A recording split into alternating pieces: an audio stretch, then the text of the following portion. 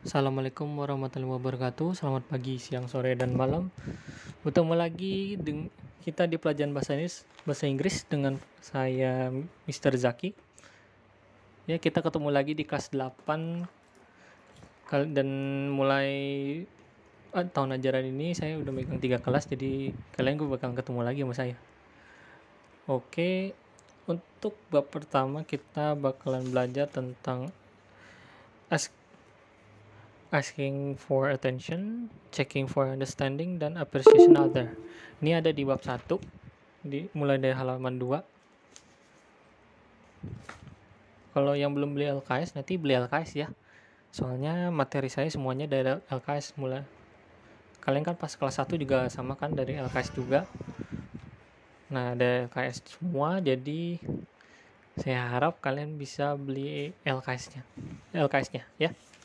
Oke. Langsung lanjut aja ke chapter selanjutnya. Oke, di slide selanjutnya ini kita mulai dari asking for attention sesuai dengan yang di video. Asking for attention itu apa sih? Sesuai dengan namanya yang artinya meminta perhatian. Asking for attention adalah ekspresi di mana seseorang meminta perhatiannya ke khalayak umum, baik itu orang yang dikenal maupun orang-orang yang di sekitar dia. Maksudnya itu orang di sekitar dia itu orang-orang yang nggak dikenal. Ini biasanya kalau misalnya nih kalian minta perhatiannya dong gitu kan, kayak di kelas gitu kan, minta perhatiannya, ada pengumuman gini bla bla bla bla. Nah, contohnya begitu. Oke, kita mulai dari ininya, contoh-contohnya.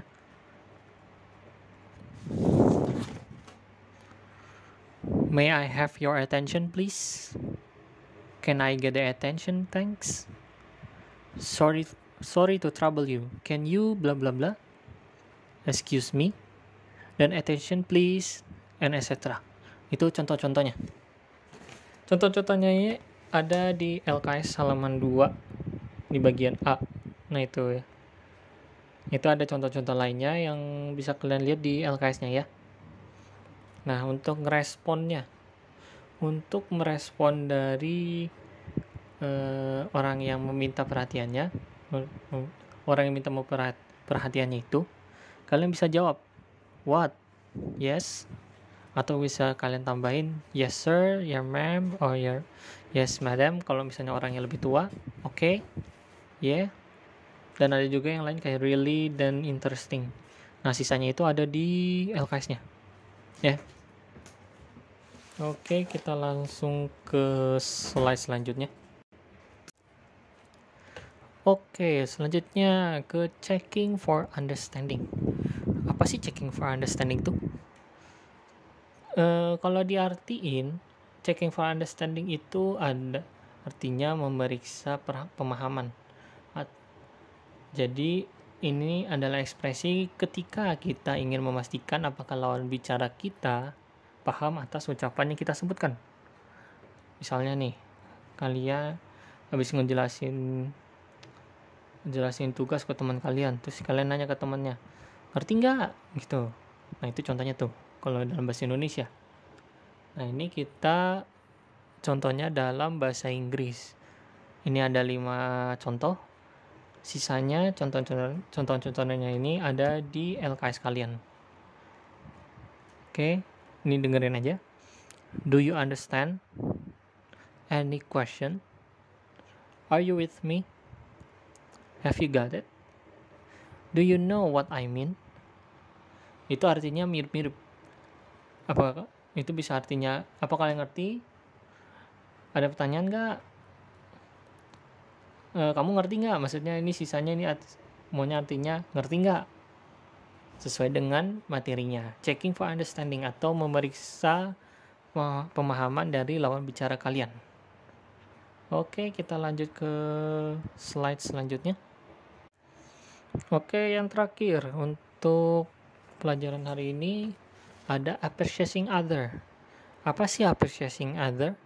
Appreciating other atau mengapresiasi seseorang adalah ekspresi di mana kita mengapresiasi kerja seseorang. Biasanya ini terjadi pada saat seseorang membantu kita atau memuji seseorang karena melakukan hal yang baik.